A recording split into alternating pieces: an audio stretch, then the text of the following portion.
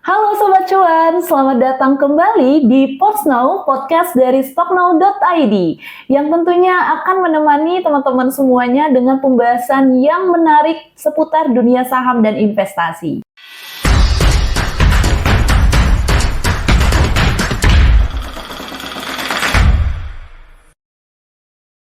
Saya Dinda Resi Anggira dari stocknow.id dan hari ini kita punya topik yang sangat menarik yang relevan dengan kondisi pasar saat ini. Nah, di tengah kebijakan dari proteksi Trump, pemangkasan suku bunga yang mempengaruhi pasar global dan stimulus besar-besaran dari Cina, bagaimana nih prospek saham Indonesia? Apakah IHSG bisa bangkit kembali nih?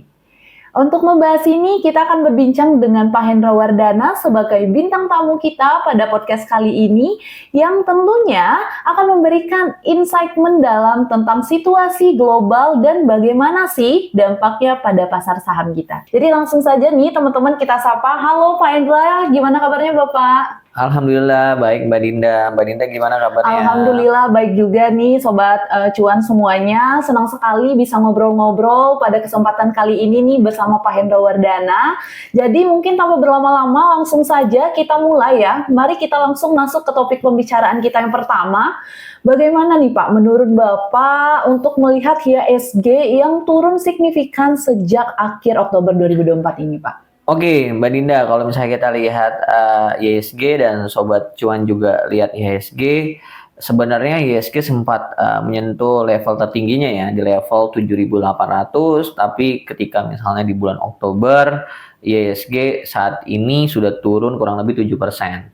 Bahkan IHSG sempat di titik terendahnya di level 7.100. Nah, kalau misalnya kita lihat juga dari IHSG sendiri, selama 1 bulan saja IHSG itu asing sudah melakukan penjualan itu sebesar 8,1 triliun. Dan kalau misalnya kita lihat terkait dengan mingguannya, selama 1 minggu terakhir itu asing mencatatkan net sales sebesar 4,7 triliun. Nah, kalau misalnya kita lihat juga terkait dengan saham-saham apa aja sih yang dijual sama asing. Nah, saham-saham yang dijual oleh asing diantaranya ada saham-saham yang notabene memiliki market cap besar. Nah, ketika market cap yang besar, otomatis akan menjadi pemberat terhadap IHSG. Salah satunya ada saham seperti Bank BCA, Bank BRI, Bank Mandiri, bahkan Telkom. Nah, kenapa sih asing mencatatkan net sale? Kan pertanyaannya pasti seperti itu. Nah, kalau misalnya kita lihat kondisi dari Timur Tengah yang notabene masih terjadi konflik di sana antara Israel dan Iran, ini bisa dibilang menjadi salah satu katalis yang negatif. Dan kalau misalnya kita lihat juga terkait dengan pemilihan Presiden Amerika Serikat yang dimenangkan oleh Donald Trump, ini justru disambut negatif oleh kalangan investor pasar modal Indonesia. Karena apa? Karena adanya outflow di sana. Dan kalau misalnya kita lihat juga terkait dengan nilai tukar rupiah sendiri, itu sudah melemah sebesar 2,3% atau berada di level 15.800 per USD. Mungkin itu Mbak Dinda. Oke Pak, berarti penyebab utama penurunan IHSG dari awal Oktober itu bisa juga karena Trump terpilih ya Pak? Atau karena hal lain gitu Pak? Betul Mbak Dinda dan Sobat Cuan.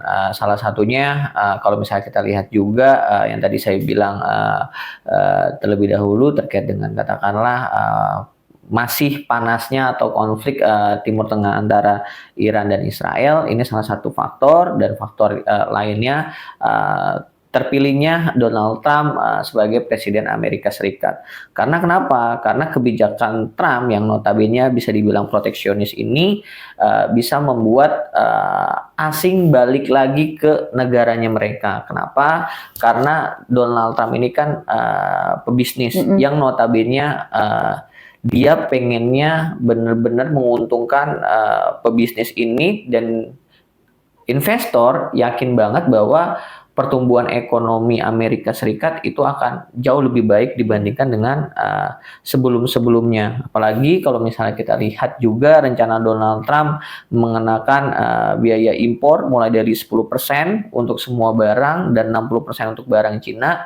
Ini juga bisa dibilang menjadi katalis yang kurang baik juga untuk Indonesia. Apalagi kalau misalnya kita lihat Indonesia juga sebagai negara eksportir barang-barang elektronik. Jadi bisa dibilang kebijakan Trump ini akan mempengaruhi terkait dengan pertumbuhan ekonomi Indonesia. Apalagi kalau misalnya ekonomi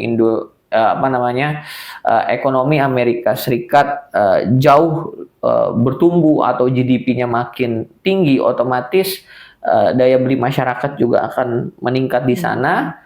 Peluang untuk The Fed menurunkan tingkat suku bunganya itu relatif lebih kecil di situ. Nah, ini yang mungkin akan berpengaruh terhadap emerging market, salah satunya negara kita, negara Indonesia.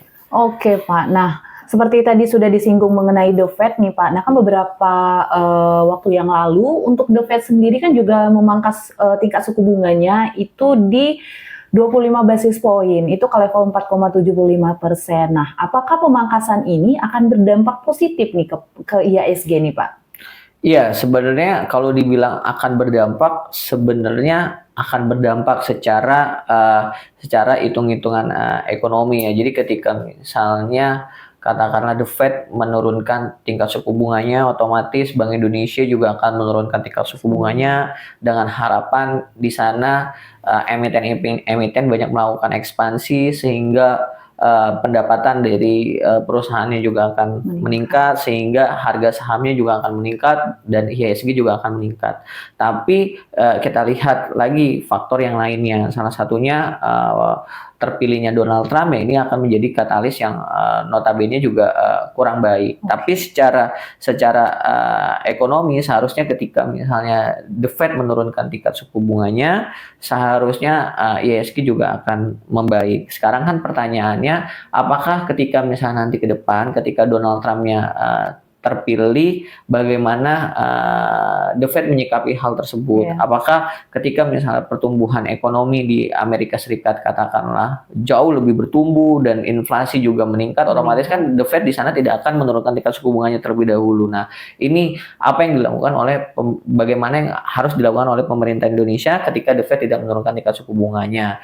Karena itu sih yang harus yang harus dicermati terhadap perkembangan IHSG saat ini, itu mungkin.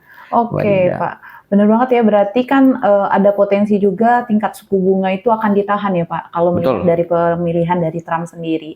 Oke, kita lanjut untuk ke pertanyaan berikutnya nih. Tadi kita udah bahas mengenai katalis dari Barat nih, Pak. Nah, bagaimana sih dengan yang lagi hangat juga nih, Pak, di Asia? Yaitu untuk stimulus dari Cina yang sudah resmi akan memberikan fiskal jumbo hingga 10 triliun yuan nih.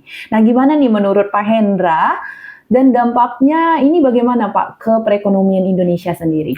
Oke, kenapa? Kalau misalnya kita lihat Cina memberikan stimulus sebesar 10 triliun yuan. Karena kalau misalnya kita lihat memang pertumbuhan ekonomi Cina pada saat ini kurang baik. Nah, diharapkan dengan pemberian stimulus itu ekonomi Cina akan jauh lebih baik daripada sebelumnya. Oke, kalau misalnya kita lihat terkait dengan katakanlah ekonomi Cina, saat ini, Cina sedang mengalami oversupply tembaga yang mengakibatkan harga tembaga saat ini mengalami penurunan. Nah, oversupply ini terjadi karena banyaknya perusahaan yang sedang menahan pembangunan atau ekspansi di sektor manufaktur. Nah, dengan adanya stimulus, diharapkan perusahaan-perusahaan Cina akan banyak melakukan ekspansi. Nah, dengan banyaknya perusahaan Cina melakukan ekspansi, diharapkan ada demand terhadap komoditas-komoditas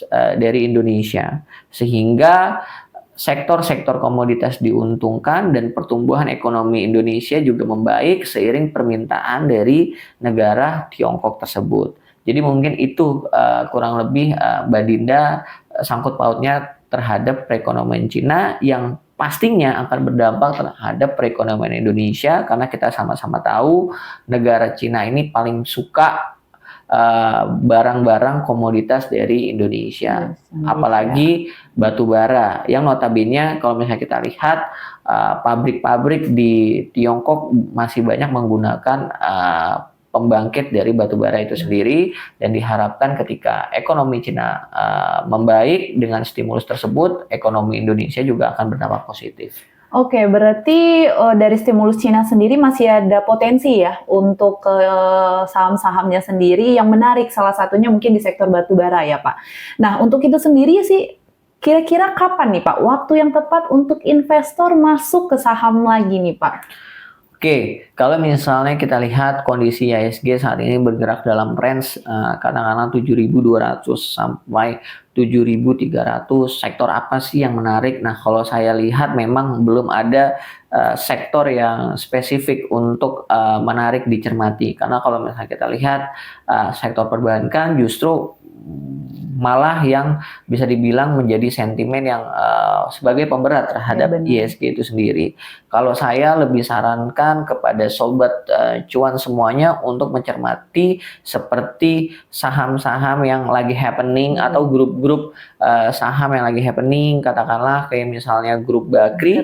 Kalau misalnya sobat cuan ikut gathering kita waktu itu, saya rekomendasi BRMS pada saat berada di level 200, sekarang sudah ditradingkan di level 400, bahkan sempat menyentuh tertingginya di level 505. Jadi saham-saham yang notabene happening saja yang kita bisa tradingkan untuk saat ini. Salah satunya ada grup Bakri, itu mungkin bisa dicermati seperti BRMS, Bumi atau Dewa, dengan catatan itu adalah saham-saham volatilitas yang tinggi, resikonya tinggi, jadi batas stop loss-nya pun juga harus kuat di sana. Nah, terus saham berikutnya ada PTRO. Jadi kalau misalnya kita lihat PTRO mengalami penguatan yang sangat signifikan karena banyak corporate action yang dilakukan, ekspansi perusahaan, dan salah satunya ada informasi bahwa PTRO sendiri akan melakukan stock split 1:10. Nah, ini mungkin bisa dicermati, dan balik lagi saham PTRO adalah volatilitasnya tinggi, jadi benar-benar dikawal dengan stop loss yang benar-benar ketat untuk saham PTRO. Terus yang terakhir yang nggak kalah happeningnya itu ada grup Lipo. Jadi kalau misalnya kita lihat saham-saham grup Lipo seperti MLPL atau MPPA itu masih menjadi yang menarik untuk trader untuk ditradingkan untuk jangka pendek. Mungkin saham-saham itu yang bisa dicermati. Dan kalau misalnya ada saham-saham yang lain, tunggu saja di grup kita, grup stocknow.id, pastinya nanti kita akan update lagi gitu Mbak Dinda. Oke, mungkin teman-teman juga yang kepo bisa langsung aja ya komen-komen apa sih stocknow.id gitu. Oke, mungkin ini menjadi pertanyaan terakhir yang sangat ditunggu-tunggu untuk stocknow.id di podcast kali ini. Kira-kira nih Pak, saham rekomendasi untuk sobat cuan hingga akhir tahun 2024 ini ada saham apa nih Pak yang menarik diperhatikan?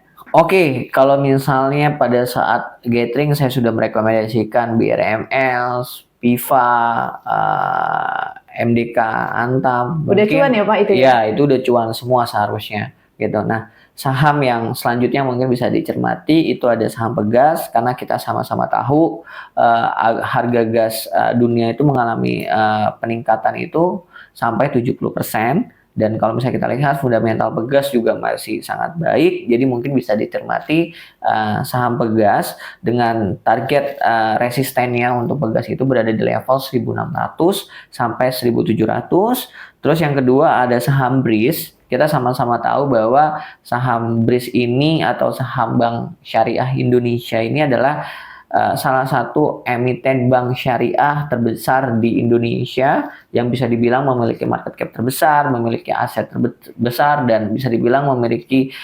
jangkauan yang sangat besar juga di Indonesia. Jadi saya menyarankan buat sobat cuan untuk cermati saham yang kedua ini adalah BRIS dengan target take profitnya berada di level 3.100 sampai 3.300. Mungkin itu Mbak Dinda untuk saham-saham yang mungkin bisa dicermati sampai akhir tahun. Oke, menarik banget nih teman-teman. Jadi ada dua saham yang mungkin menjadi andalan dari Sobat Cuan atau dari rekomendasi Pak Hendra juga nih teman-teman. Pertama tadi udah disebutin ada Pegas dan yang kedua ada BRIS. Nah, jadi teman-teman bisa untuk perhatikan saja. Baik, itu tadi menjadi pertanyaan terakhir. Terima kasih untuk penyampaiannya Pak Hendra yang tentunya insight-nya sangat bermanfaat untuk kita semua ya Sobat Cuan.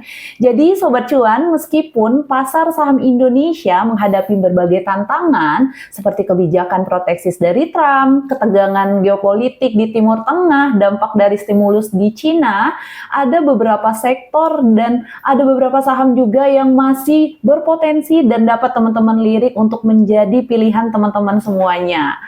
Oke Sobat Cuan, sekian pembahasan mengenai prospek saham di tengah kebijakan proteksis Trump, pemangkasan suku bunga dan stimulus Cina yang sudah kita kemas pada podcast kali ini. Semoga Sobat Cuan bisa mendapatkan insight-nya. Diingatkan kembali nih, seluruh rekomendasi kita itu bersifat disclaimer on. Jangan lupa untuk sesuaikan lagi dengan trading plan teman-teman Sobat Cuan semuanya. Terima kasih kepada Pak Hendra yang sudah menyempatkan waktunya Sama-sama untuk Mbak hadir Linda. pada podcast Stocknow.id kali ini. Dan tak lupa terima kasih juga untuk Sobat Cuan yang sudah mendengarkan podcast kali ini hingga akhir. Jangan lupa untuk klik tombol like dan jangan lupa juga untuk komen teman-teman semuanya. Mungkin ada ide dari teman-teman yang bisa kita bahas di Podsnow di next webinar dan di next dari YouTube kita selanjutnya.